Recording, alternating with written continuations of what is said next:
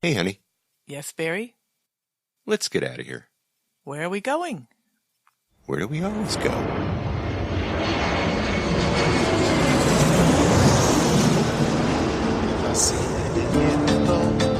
Este ritmo de palmas, sin naturaleza, hasta encontrar la playa. Por eso grito al mundo, yo soy de Puerto Vallarta. Samba de Puerto Vallarta, noche de arrullo en el mar. Samba de Puerto Vallarta. Hello, fellow travelers, and welcome to this episode of the Puerto Vallarta Travel Show. I'm your host, Barry Kessler, and I'm just so happy to be introducing you to my favorite vacation destination, and maybe it's even yours, and that's Puerto Vallarta, Mexico. That music you're listening to is performed by Alberto Perez, and Alberto is the owner of the Lapa Lapa group of restaurants here. Those are the Lapa Lapa, Puerto Vallarta's oldest restaurant on the famous Los Muertos Beach, and the El Dorado Restaurant and Beach Club right next door. So you can enjoy that fantastic view of the Los Muertos Pier, all lit up at night in beautiful colors, or during the day in its grand splendor.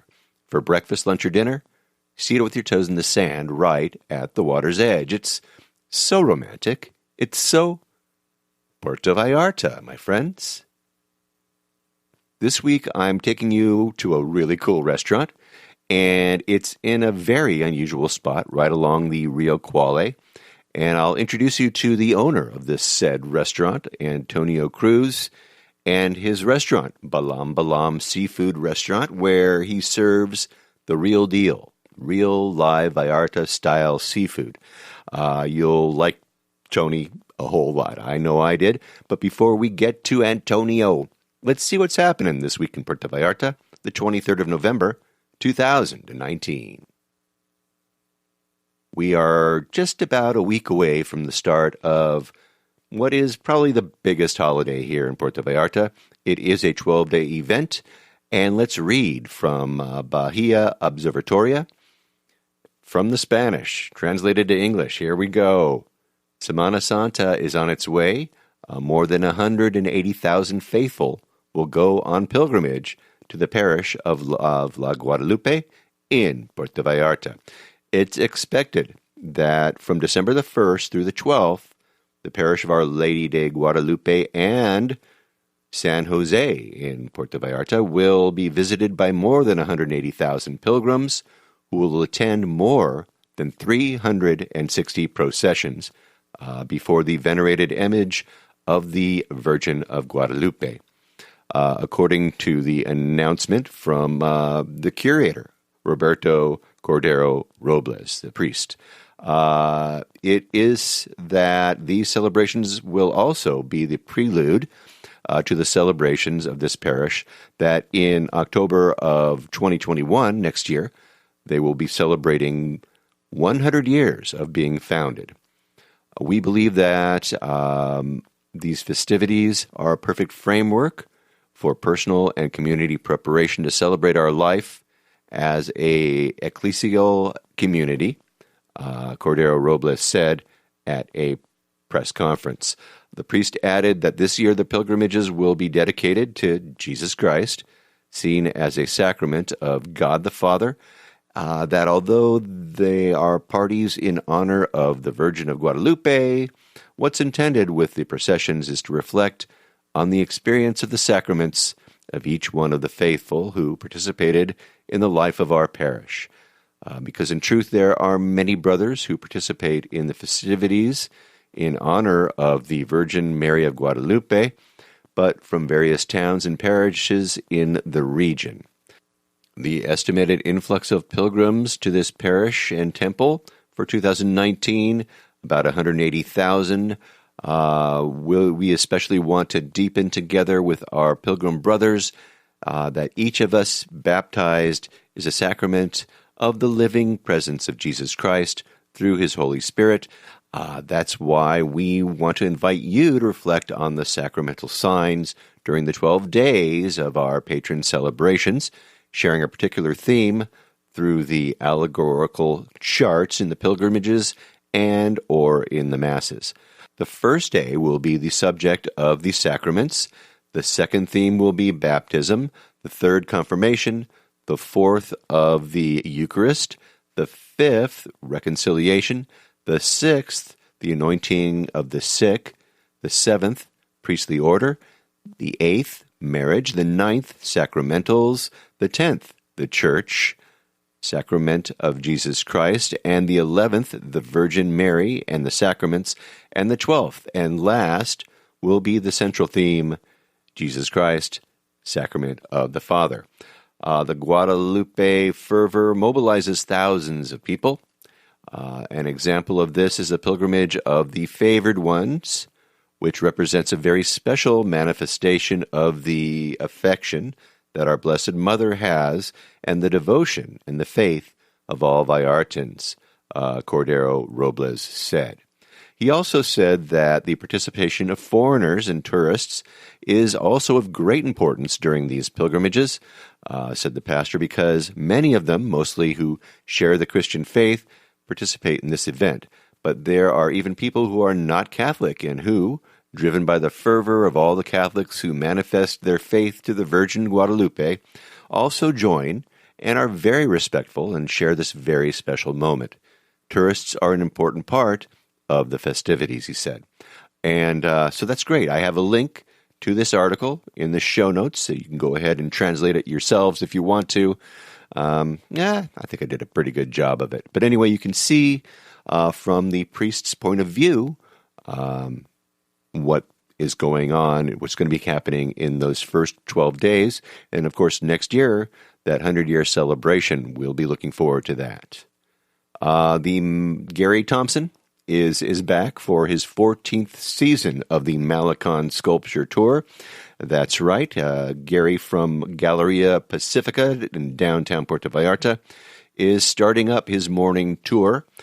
They are Tuesdays, 9:30 in the morning, starting at the Millennium Sculpture over by the Hotel Rosita.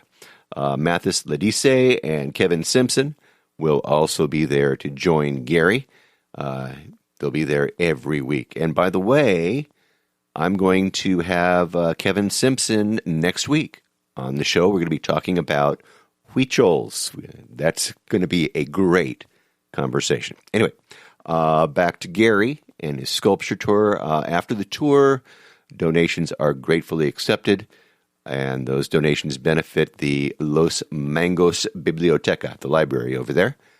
And by the way, he also gives evening tours now on Thursday evenings. If you don't want to get up early in the morning, check out his evening Thursday tours. They begin at 6 o'clock. They meet over at the Galleria Pacifico over on Aldama Street. And it's cooler than those morning trips, I believe. And they finish up over at Jim Dimitro's Gallery. And that's over on Lazaro Cardenas. So, by the way, I don't know if you know, but they teamed up over there, over at Jim Dimitro's Gallery and A Page in the Sun. There's a little coffee shop there and a bookstore. And that used to be right next door to them, but they lost their lease over there at Page in the Sun. So now the gallery and Page in the Sun share the same space. So anyway, check out that evening tour when you get a chance, and maybe one of those morning tours if you haven't been on it already. All right? Okay. Lucy's Cuckoo Cabana is up for sale.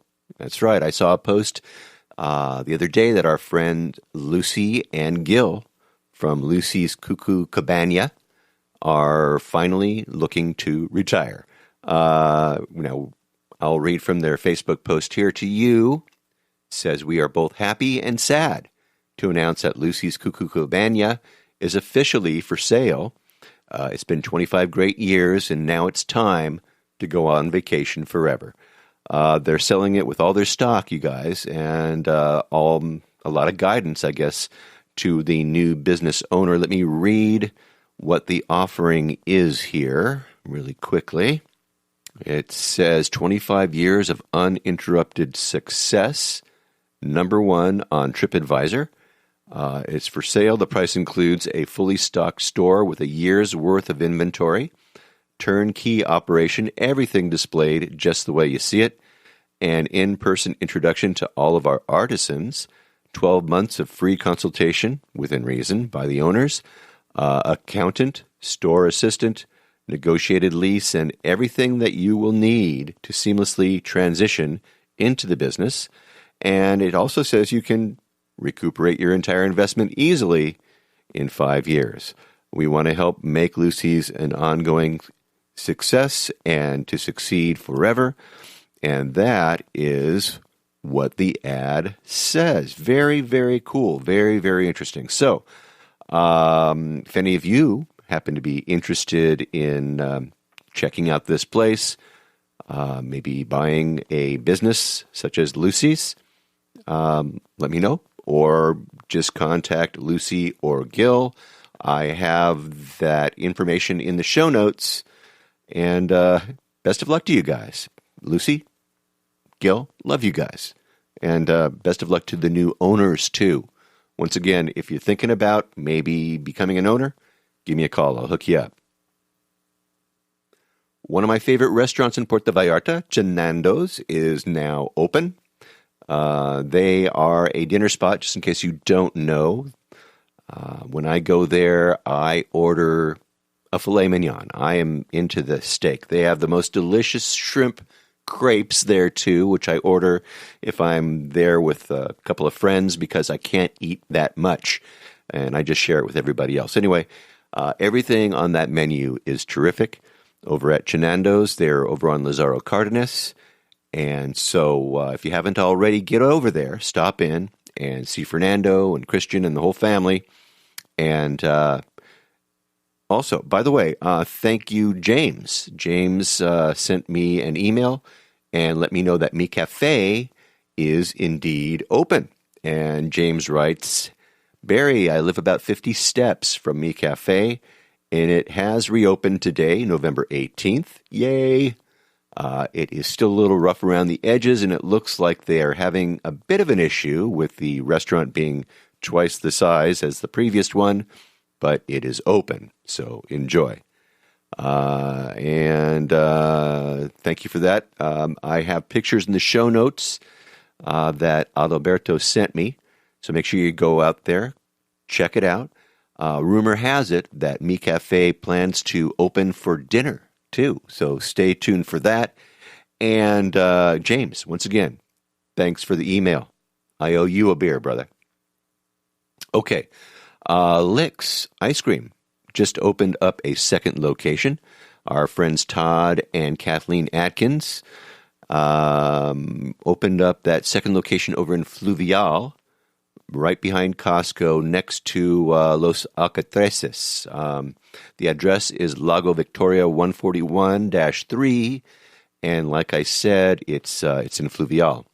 Now, Todd and Kathleen sold their chocolate business, Chocodiva, to a lovely couple who I hope to meet when I get back in January, and maybe I'll interview them. So at any rate, Todd and Kathleen seem to be concentrating on the ice cream business, and they still have their original licks over on Basilio Badillo. So get out there, go see them soon, and get your licks in. Thanks also to all of you who took me up on my plea the other week to resend emails. I asked some folks. I looked in my spam box and I noticed that it was full of people's emails, and so I asked if you didn't hear back from me, please send emails again. And so I've been getting a steady stream of great emails. So got that fixed. Thank you for that. And I got this email from my friend listener Beth. And Beth writes, I continue to enjoy your podcasts, Barry, and admire your dedication to producing so much great content. I'm looking forward to meeting you this season. I've always loved the questions that you ask everyone at the end of your podcasts and at the beginning about their journey to PV. I thought of one that might be fun, but only would pertain to seasonal visitors like me. And it is, what is the one thing that you bring to Puerto Vallarta from home and one thing that you bring back from Puerto Vallarta? Over the years, I've been going back and forth, and I've become something of a soap mule. I love the Lirio dermatological soap over at Soriana, which I haul several from PV back to Minnesota for myself and my brother, who has also fallen in love with it after a visit to Puerto Vallarta.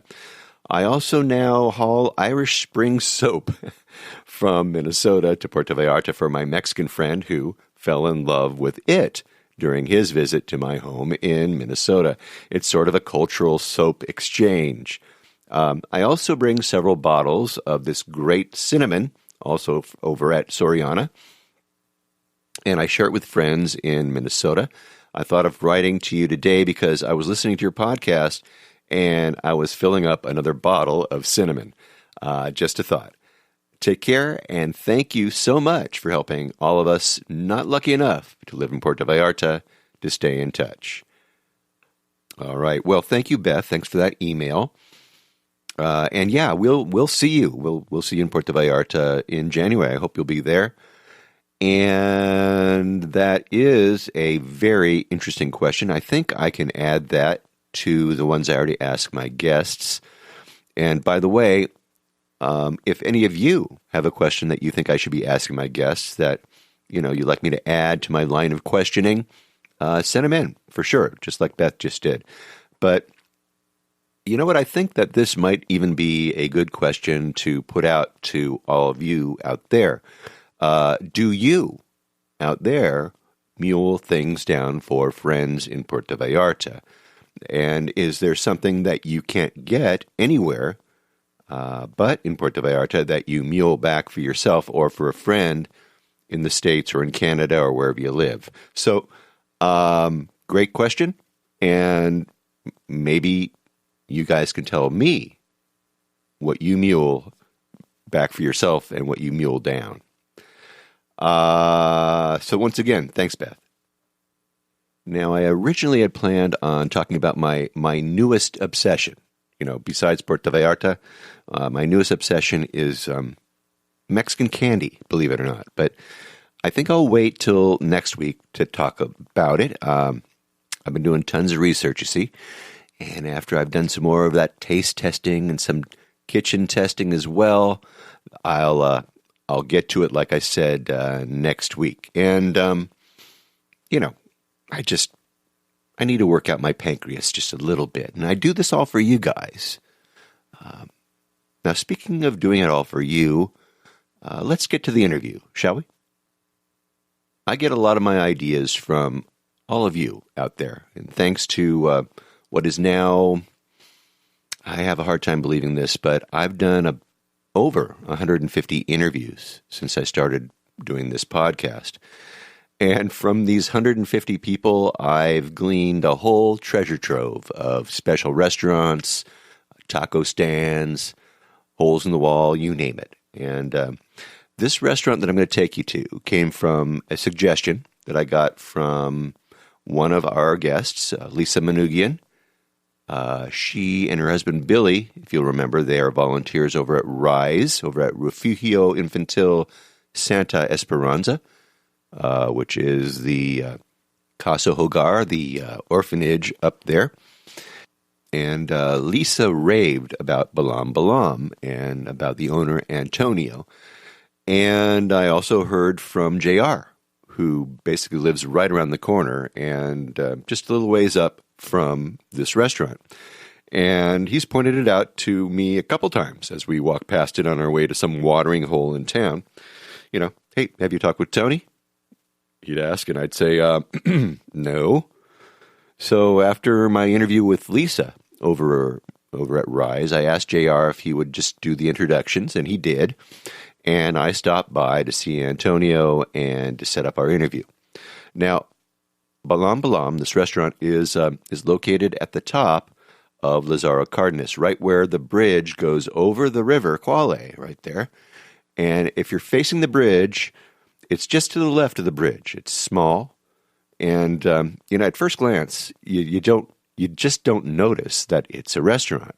It's like, I don't know if it's due to the fact that it's got this roadside location, but it looks like a place where folks would just kind of set up a place to picnic and watch the river.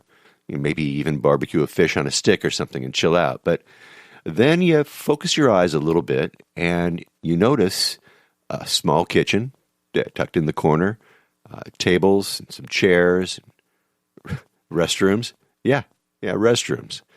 And you realize that this is actually a cool little restaurant. And the food, let me tell you something. This is real Vallarta style cooking. It's old school, lots of local clientele as well, visiting tourists and stuff. But the people that are there who are eating over at Balam Balam are in the know, because if you've found Balam Balam, you most likely found it either by accident or someone who loves you told you about it. Because I love you, I think I'll tell you about it too. So, let's have our guest tell his story. Let's go to Calle Riviera del Rio, 177 in the Emiliano Zapata neighborhood, because it's time to meet Balam, the Jaguar, mi amigo, Antonio Cruz, the owner of Balam Balam Seafood in Puerto Vallarta, Mexico. Antonio, thanks for coming on the show. Thanks to you too. Tell me about yourself. Are you from Puerto Vallarta? I was born here in Puerto Vallarta in 1955, November 17, 1955. Wow. What part of town did you live in? My whole life, most of my whole life, I've been living here in, it's called Colonia Emiliano Zapata. I was born like one block away from the ocean. My father, he was born here too. My father, he was a diver and a fisherman. So I was his helper. Uh-huh. So I learned diving with my father since I was little. Wow. We used to catch, most of the time, oysters every day. Oysters, sometimes lobster and octopus. Where did you find the oysters? Were they around Vallarta? Right on this time, the oysters has been difficult to get because we finish more. Yeah. You have to go outside the bay, like past Tehuamisle, the places where they catch the oysters are called Piedra de Lumbre, Peñitas, Punta Perula. The oysters that I sell comes from down there. Okay. Are you having trouble since Narda? Yes. As a matter of fact, one of the divers I called a couple of days ago to see when he was going to bring oysters. He says, "Oh, I'm here in Guanajuato. I was scared. He was scared. He was from there. Uh-huh. So right now he's going to arrive today again. He's the diver that works for me. Yeah. So you're waiting for your oysters from him. Oh, good. Right now it's just the season start. Yeah. Of oysters, right? It start after the 15th of September. Okay. So back then, you were catching oysters down south. Yeah. Okay. Big oysters. Yeah, big oysters. Fresh water. I mean, clean water. Yeah. No contamination. No, none at all, right? Nah. So what was that like back then? It must have been very, very, very deserted, right? That town was probably pretty small. Like Tehuamixle, for example. Well, in those days, when I was a diver, you don't have to go that far. It was just, I mean, in the whole bay, we had a whole bunch of oyster, lobsters, and I mean, lots of seafood. Uh-huh. With the time, it started to be difficult because I used to go diving all the way from here to Sayulita, San Pancho, and then down there I used to go to past Tehuamisle. Yeah. But I stopped diving after I was 22. Okay. Yeah. So you were telling me that you spent some time in the States. Uh-huh. What was that? What period of time was that? Pues, first time I went to United States, I went to L.A. I was 20 years old. And right now I'm 64. So when I was 20, I went up there. And I spent like 6 months. And I came back to Vallarta. I worked as a busboy at Carlos O'Brien's. And 6 months later, in the slow season, I went back to Los Angeles. I spent some time in Los Angeles. I went to a school, to the high school. I studied English for 3 months.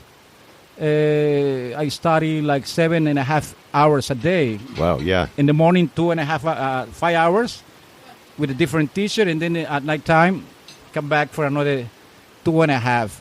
I went to Roosevelt High School in Los Angeles. So after that, I jumped in the bus and I went all the way to Vancouver. I spent some time, couple weeks in Vancouver, and then I moved to Edmonton. After Edmonton, I went to Toronto. I spent 6 months in Toronto, worked there doing roofing. Then from Toronto, I fly to Miami. I spent a couple months in Miami, and then I came by bus all the way to El Paso, and then from El Paso to Los Angeles. And with no money, lots of clothes. Wow. Lots of clothes, but no money. Good time. And I worked 2 weeks in Carlos and Charlie's in Hollywood. And then a friend of mine was working there from Vallarta says, well, I'm leaving. Come on, let's go. I pay you. I buy you a ticket. And so we came over to Tijuana, and then we fly to Vallarta. And that was fun. Then a year later, I went back again to Los Angeles for another year. And from there, I moved to San Francisco. In San Francisco, I worked for Carlos O'Brien's in Tiburon Island. I worked for Carlos and Charlie's in San Mateo. You were just looking for the Carlos O'Brien or Carlos and Charlie's. That's all you needed to know, right? It kind of made you feel at home, right? That was my school. Good money and good time. Yeah. Yeah, That was my school. Yeah. In Vallarta, that was the only restaurant I worked. Then when I came back to Vallarta, and then from San Francisco, I moved to New York. I lived in New York for 3 months. And I got sick, came back to San Francisco. And later, I came back to Vallarta. I said, that's it. As soon as I got into Puerto Vallarta, the manager of Carlos O'Brien's, he called me. And he says, they want you upstairs. So I went upstairs, and they gave me an apron. Said, you are a mandil, a captain. So I started as a captain I worked there for 9 years. Really? All right. Yeah. So tell the people about what Carlos O'Brien's was like, because a lot of them, they never walked inside that place. In the beginning, when I was little, I used to pass by Carlos O'Brien and see all those guys with their long hair and the big hats, and that was the hippies time. They were the Beatles, right? Yeah, the Beatles. Yeah. I said, I want to work there. So I went through the kitchen, and the chef, he says, what do you want? I say, I want to work. There's a dishwasher. So I start as a dishwasher. And he looked at me and he says, this guy tomorrow is not going to show up. It was hard. Yeah. So when I walk into Carlos O'Brien's to start to work, I walk in from the back door. And when I quit, I was a maitre d'. I went through the front door, took off my apron, put it there, and said, señores, I have my own restaurant. Bye-bye. Yeah. And when I was little, people in Vallarta used to say that Carlos O'Brien he was selling drugs because lots of people. Yeah. They're selling drugs and this and that, and that wasn't true. That wasn't true, and if you come to Vallarta and don't go to O'Brien, you don't come to you were not in Puerto Vallarta. Exactly right. Lots of fun, and that was my school. Yeah. But I was the only maitre d' from Puerto Vallarta. We were 9 captains, and different because in there in the whole company, the chains, I believe there were like 55 restaurants in the whole Mexico and United States. And one of the politicians was that to be a maitre d', you must have to be a good-looking guy. So I wasn't a good-looking guy. And Come the on, manager, stop that. Come on, Tony. the manager either. And if somebody come and try to get a job as a maitre d' at Carlos O'Brien, the manager, he says, "Oh, in here we don't want ugly people. For ugly people, only Balan and myself, and that's it." So that was funny. So you say that you walked out the front door and hung up your apron and you got your own place. So what was that place and what year was that? That was on 1986. They asked me not to leave. Why you quit? There's another time that you can do. You can go Cabos, blah, blah, blah. I said, no, I have my own restaurant. Thank you. Thanks a lot. So in the beginning, I opened my restaurant with 4 tables and 1 employee. And I used to work from 10 to 6. And after that, I was still working at Carlos O'Brien's. I was still working, yeah. I opened my restaurant and I was working in both places. Okay. After a year, I quit. I was 31 when I quit, and I decided to stay in my little place. Uh-huh. And I started with 1 employee. A couple years later, I bought another property in the back, and I put a patio. And I had like 20 employees, but that's past. So what was it called? Balam Seafood. Balam Seafood. Balam Seafood. Okay. Yeah. All right. And because right now we're sitting in Balam Balam. Now it's called Balam Balam. Balan, as you know, Balan means a jaguar on Maya. Is the god of the Mayan Indians, Balam. Also, Balam is a profeta. You can see that Balam on the Bible, on Numbers. Ah, okay. Yeah? So, that's my nickname. By the way, Balan is my nickname. So you're the Jaguar, are you? That's what they say. That's what they say. All right. They put me that nickname at Carlos O'Brien when I was working, washing dishes. Uh-huh. Yeah. Okay. All right. Very good. The chef of Carlos O'Brien's named me Balam. Balam. Yeah. All right. So I like Balam. I have a nice, pretty nickname. Yeah, you sure do. I like it too. Yeah, because some other Mexicans, they don't have a nice... No. I've heard some. Yeah, so... Yeah. Where was this place? Balam was on Basilio Vadillo.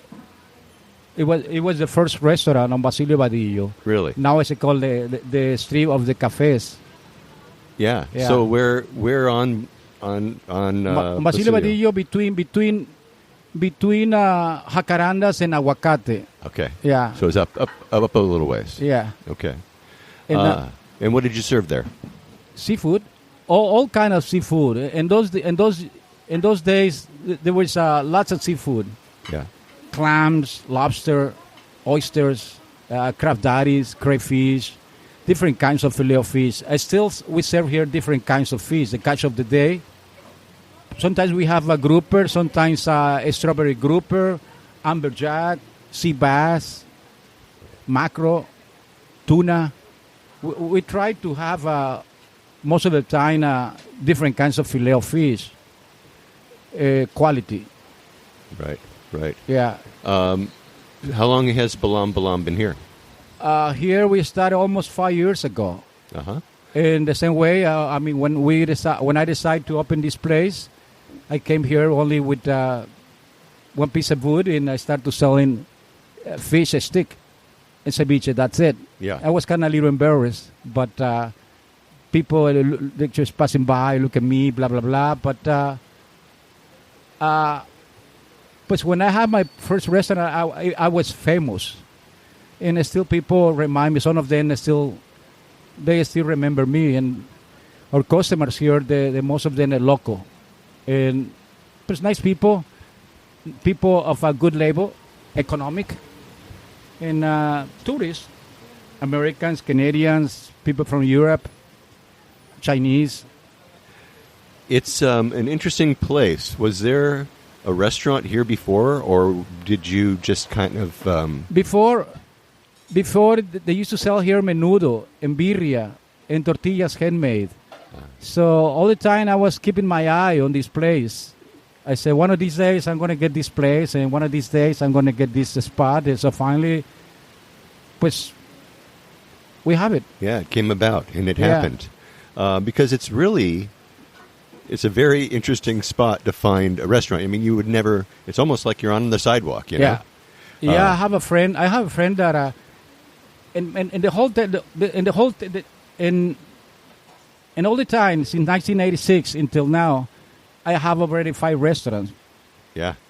Some with partners, and it didn't work with partners. It's just they put me down, and so this is the restaurant number 5. Okay. And a good friend of mine came and looked the place. He says, from all the restaurants you have, this is the one that I like more. This is beautiful, different, rustic, natural. It is. Yes. It is. And it's so peaceful here, too. Yes. You sit over there, and then you eat, and then you can hear the sounds of the river, Yeah. the music, relaxing. Yeah. Yeah, definitely. So tell us a little bit about your menu. I know you were talking about that you do fillets and stuff like that. Yes, we have, and here we serve good ceviche, tostada. It's a fresh, good ceviche, good quality of fish. Also, we serve shrimp and octopus. The octopus that we sell here is good. Yeah, I've heard about that. Tender. I'm proud. People come and tell me that we have the best octopus. We use only octopus from Yucatan, from Campeche, and I myself, I wash and clean and cooked the octopus. I prepare the ceviche. I like to cook. So good octopus.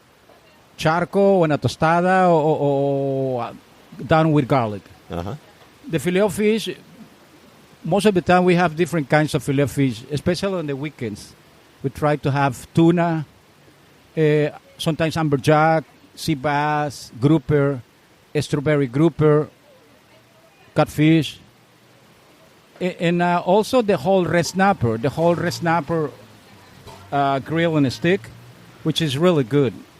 The charcoal gives us like a little smoky flavor. I see that you've got 3 of them on the grill right now. You were telling me that you don't have that every day. You just have it on the weekends? On the weekends, Friday, Saturday, and Sunday, and Monday. The rest of the week on call. Okay. Yeah, you call me, and I say, hey, I'm going to show up and this time, and by the time you got here, you got it. You got it. Yeah. Fish on a stick. Fish on a stick. We have... sometimes we have some good oysters on the half a shell. I'm an oyster lover. Yeah, like I say, eat oyster, love longer. Yeah, I'm an oyster lover. Yeah. And so we have some good oysters. Sometimes crab daddies, crayfish, good shrimp, good fillet of fish. And for dessert, we have fried plantains. Nice. People like it. Yeah, they do. Yeah. How do you prepare that fish? How do you prepare? It's a Vallarta style fish, isn't Vallarta it? style. Yeah. Vallarta style, and it's grilled with charcoal. I used to put coconut oil. Coconut oil. Yeah, that give a special flavor. Yeah. It used to be cooked with that before. Okay. But they're getting hard to find the little coconut oil. Interesting. So we just use carbon, which is charcoal. Right? Okay. Yeah. And with a little bit of garlic and butter sauce, and we serve it with rice, fried plantain, and vegetables, steamed vegetables. Sometimes fresh tortillas handmade, and special salsa. That's it. Very good. And plus I see people like it. Made me feel really good when I pass by and I see that they finish more, and I ask, hey, how is it? And blah, blah, blah. Yeah. And I really like it. I really enjoy it. It's very rewarding to have someone enjoy your food, isn't it? Yeah. How many people can you seat in your restaurant right now? Well, right now our place is a small. We only have 5 tables. One big table and 2 regular table and another 2 a little bigger. So we about 30 people. Okay. But soon, in a few more months, we're gonna have another extension close to the river, a little terrace. We're gonna put there another 4 tables. So 10 tables, that'll be a good number, Yeah. right? And this is like I heard that in New York, a hole in the wall. Mm-hmm. Uh-huh. Yeah. It's kind of a little hard to find, but once you found this little place, You know exactly where to Yeah, find yes. it. I mean, You it's know right what- at what the we're foot. talking about. Yes, right at the foot sometimes of the some bridge. people call me, and they never been here. They call me, they come down here, they got a little lost. By the time they got here, sometimes they don't see people or they don't like what they see, and they think that the food is not good, and they sometimes they go back. Oh, you don't like that. You don't Yeah. want to see that happen. No. But it happens sometimes. Yeah. They Yeah. go, okay, what is this place? Yeah, but some other people come by recommendation. But like when I live in New York, they took me for dinner to a very nice restaurant on Chelsea Place, and the name was Chelsea Place on Chelsea, and it was members only. I went with this rich girl, and it didn't look like rest. It was just a little room with a door and a front desk, and she write down something in the book, and then as soon as she opened the door, we walk in, and it was a big place with a red carpet and a piano. Most of the waiters, they were actors. Ah, Chelsea Place, and then it was on the table. There was a little card. It says, "Chelsea Place on Chelsea. Tell only your best friends." So I'm not something like that, but but I like that. you are. Come Yeah. on. This is great. You're right Yeah. by the river. It is not. It's not busy. I know you can hear cars. You guys probably on this audio here, but you're hearing them coming over the bridge, and then they go straight down Lazaro Cardenas. What is the name of the street that you're on here? This one is called Ribera del Rio. Ribera del Rio 177, across from Lázaro Cárdenas. Yeah. Yeah. Before you go across the bridge to El Caloso. Exactly. Uh-huh. Well, And, when you were saying word of mouth and people come to you, the reason that came to interview you is because one of my interviewees told me about your place, and so I said I walk past it all the time. I got to check it out. So I'm glad that she did that. See, on the weekends, like Friday, Saturday, and Sunday, we are busy. Like right now, I don't have a cook. He quit last week, and it happens. Sometimes it happens, but I'm a cook. Yeah, so Yeah. you could step in. Yeah, that's not. I got tired sometimes because I work every day. Yeah. I only have couple. Before I had one day off only in the whole year. Now maybe 2 or 3 days in the whole year. Right. But I get up early. Yeah. I get up early and I start early. You're a hard worker. Yeah. And then, of course, you got to train someone new, and that's hard to do, too. So. Once you train the people and once you train a cook 2 or 3 weeks, and then when they're ready, they quit or they go somewhere else, and it's sometimes they don't have a discipline. Right. Yeah.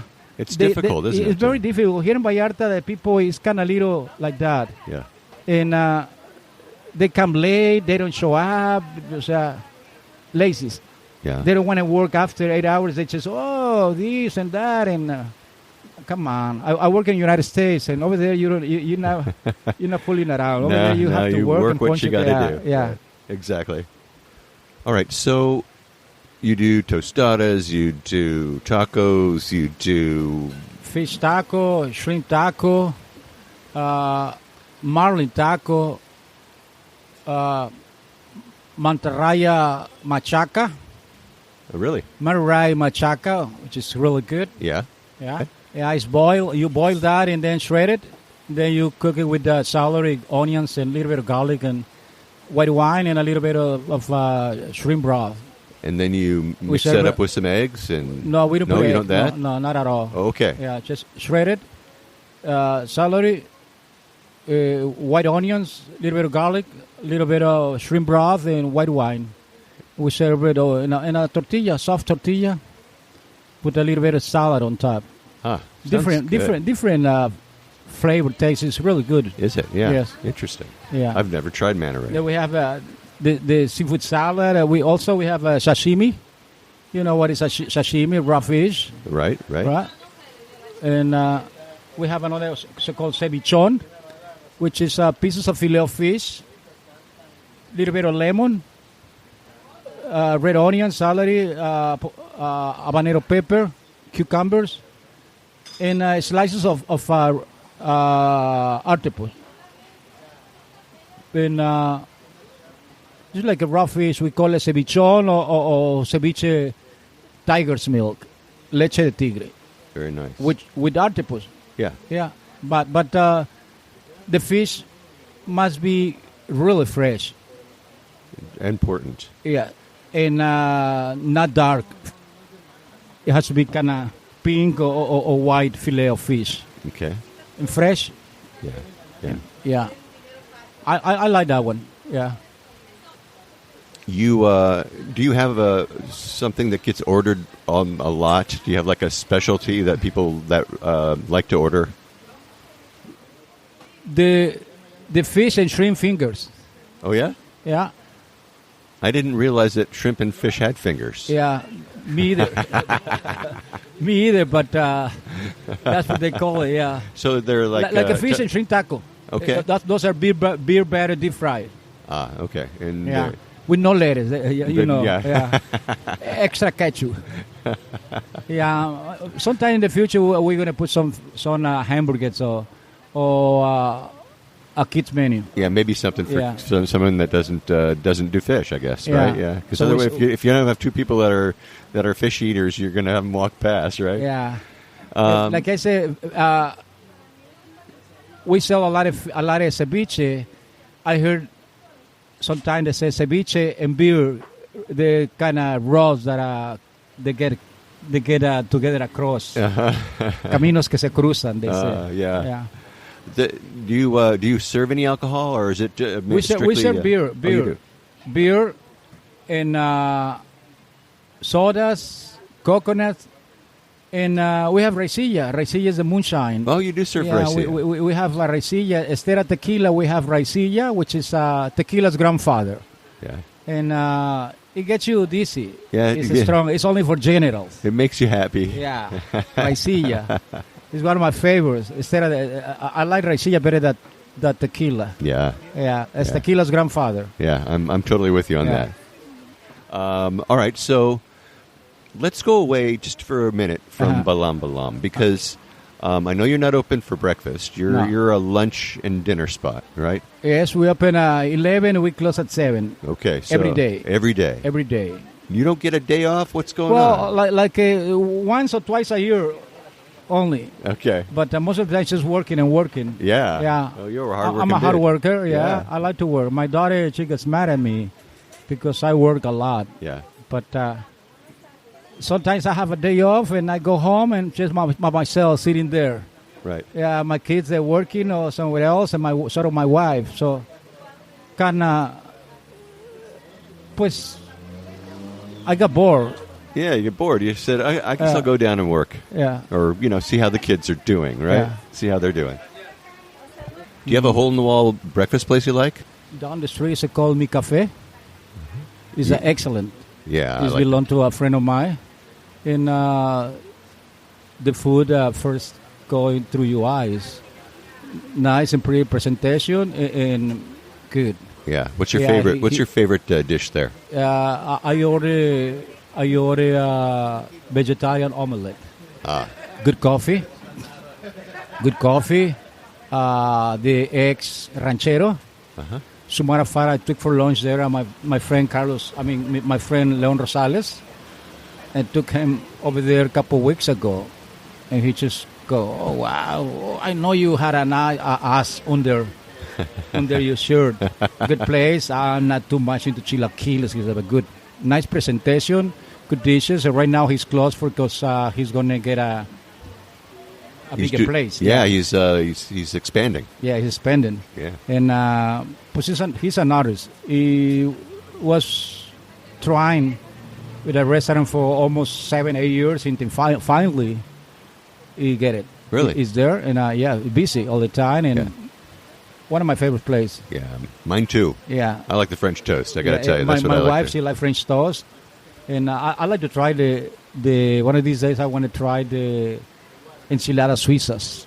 Yeah? Yeah, Yeah. but the day I decided to try that, I went there and they were closed because they Yeah, were, because he's doing the remodelation. I know. I got there today, and I was sad, but he was there. We talked. yeah. My wife, one of her favorite places of my wife is Pancake House. Ah, Memo's Yeah, Pancake she likes House. sweets, and she liked that place.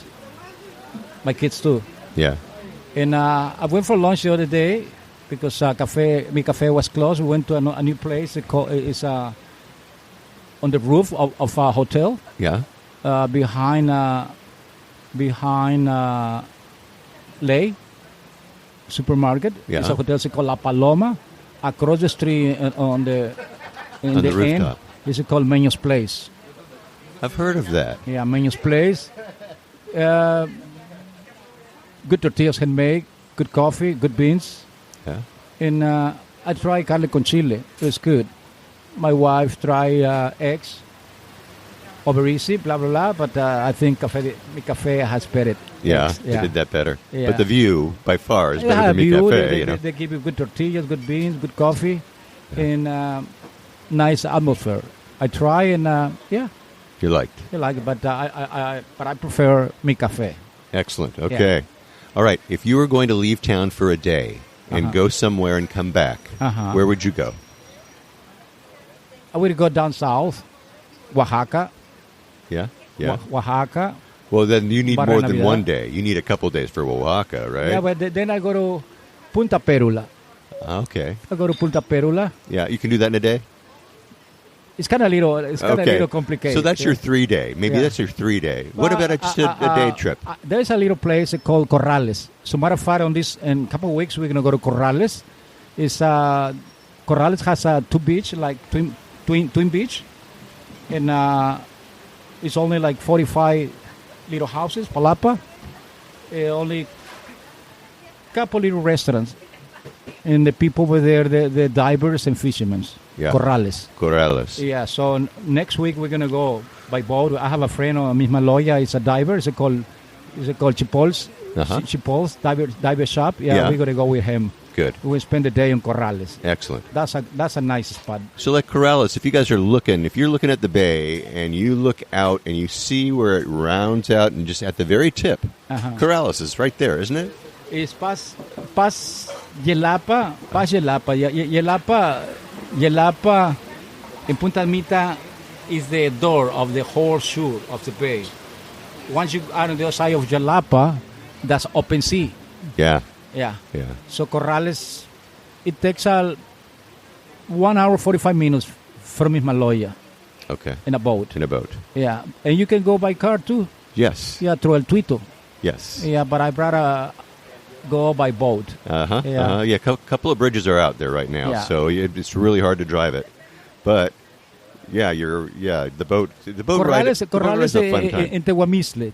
Tehuamistle, I like Tehuamistle to spend the night over. Yeah. Where do Yeah. you stay when you go to Tehua? There is a few little places Are where there? you can stay. Yeah, Yeah. there's Candace has his restaurant over there. Yeah. Does he have like a rooms? Yes, he does. yes, few 6 or 8 rooms, and there's like a couple little hotels. in Okay. there. Yeah, All right. and good. I like over there because I know lots of fishermen and divers over there, and that'll be fun. Sure. But I feel more comfortable in Corrales. Okay. Yeah. Yeah. Nice. Nice. Nice. Little, It's very virgin. yeah. Yeah. Not too many tourists. Tiny little town, No. real quiet. Yeah, quiet. Yeah. I like Corrales. Excellent. Do you have advice for a first-time visitor to Puerto Vallarta? Most of the time, I ask the customers, where are you from? Blah, blah. How long you to be here? Sometimes they want to stay longer. So I say, hey, I'm a native guy.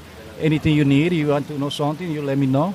I mean, I'm open. Okay, so if you need any answers, come right here. Yeah, see Antonio. He'll tell you. And I'm going to put a pawn shop too here. All right. Hey, do you have a favorite coffee shop? My friend Oliver. Yeah. Oliver has his coffee shop over there across when you are on the other side of the bridge, across the bridge. Okay. Do you know the name of it? Oh, it's a cigar factory. Ah, the Cigar Factory. Yeah. Oh, they do have great coffee. They got good coffee. Yeah. Also, he opened another restaurant in Basilio called the Cántaros. Yes. The Cántaros, a nice, pretty spot. Yeah. Yeah. And I think it's good for dinner.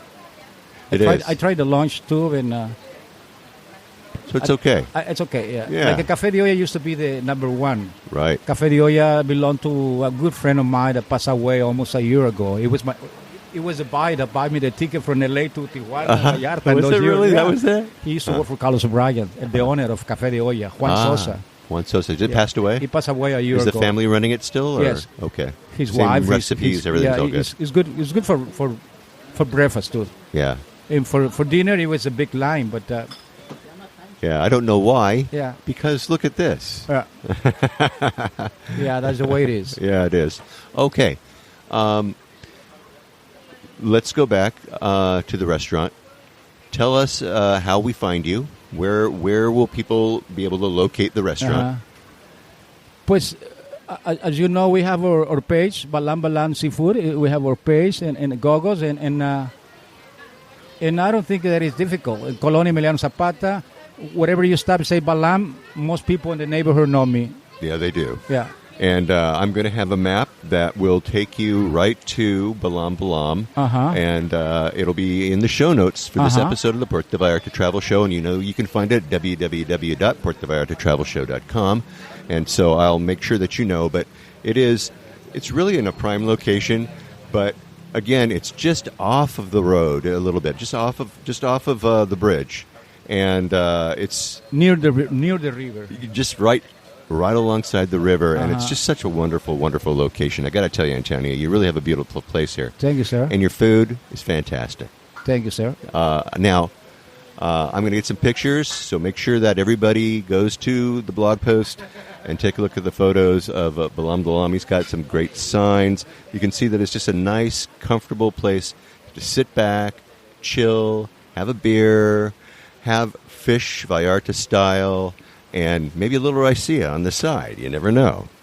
Of course. Antonio, muchísimas gracias por Muchas hablando gracias, conmigo. señor. Muchas gracias.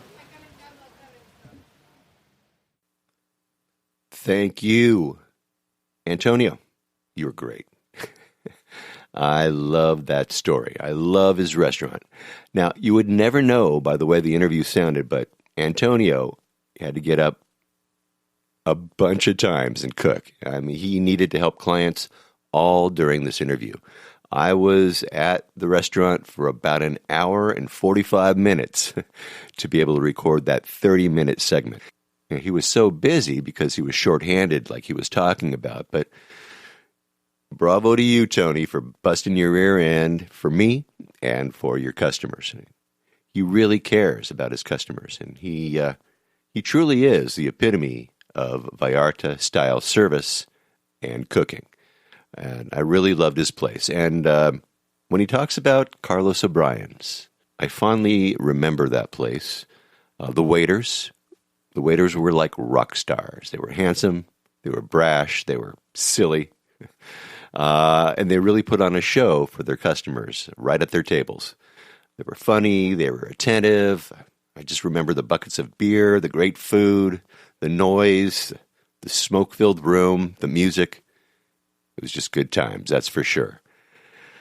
Anyway, like I said, I've got pictures of Antonio, what he looks like today, and some of the old Carlos O'Brien shots, too, as well. And I've got those in the show notes.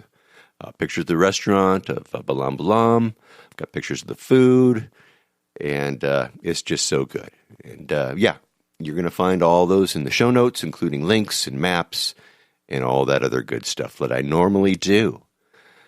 Okay, well, that should do it for this week. Next week, stay tuned for more on-the-ground reports from Puerto Vallarta, Mexico, with travel tips, great restaurant excursion ideas, and more. But until then, remember that this is an interactive show where I depend on your questions and your suggestions about all things Puerto Vallarta.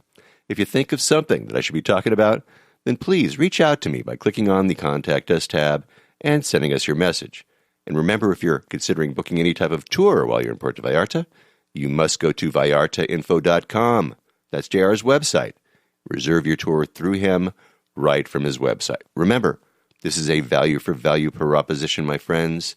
His experience and on-the-ground knowledge of everything Puerto Vallarta in exchange for your making a purchase of a tour that you would do anyway. You're just doing it through him as a way of saying thanks. Thanks, JR, for being our guide. It costs no more than if you're going to use someone else, so just do it, really. And when you do take one of those tours, email me about your experiences. Maybe you can come on board and share with others what you liked or didn't like about the tour. Again, contact me by clicking on the Contact Us tab and sending off a message. And don't forget, he's got his maps, his DIY tours, his revitalized happy hour board, and more. And I have links to all of those in the show notes. And once again, if you like this podcast, please take the time and subscribe and give me a good review on iTunes if you would. That way we can get the word out to more and more people about the magic of this place, Puerto Vallarta, Mexico. Remember, I made it easy for you to do just that with each episode I create. But if you haven't been to my website, you really need to have a look there. I have links to the places we talk about, interesting pictures, and more right there in the show notes and in the blog post for each episode of the show. So check them out for sure if you haven't already, all right? All right. Thank you, Antonia Cruz of Balam Balam. Make sure you stop by and say hi to the Jaguar. Try some of his world-famous Vallarta-style grilled red snapper, his tender octopus, his out-of-this-world ceviche. It's amazing, really. And the location is just so cool. It is so old-school Vallarta. You need to go there. You will love it. Make a point of going there next time you're in Puerto Vallarta. Oh, bring pesos. I think it's cash only over there.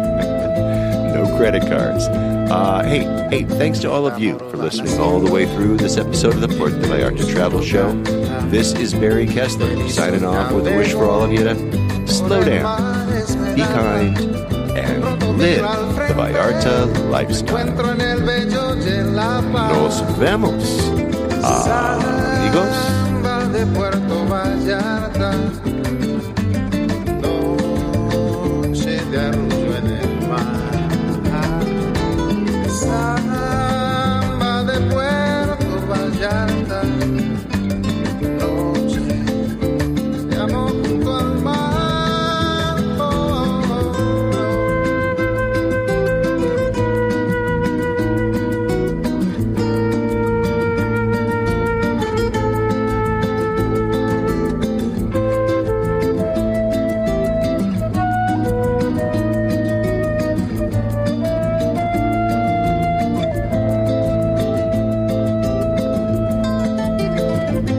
Solo camino, perro por la playa, me encuentro junto al río, cuando todo está en calma, pronto cae la noche, brillas Puerto Vallarta, samba de Puerto Vallarta.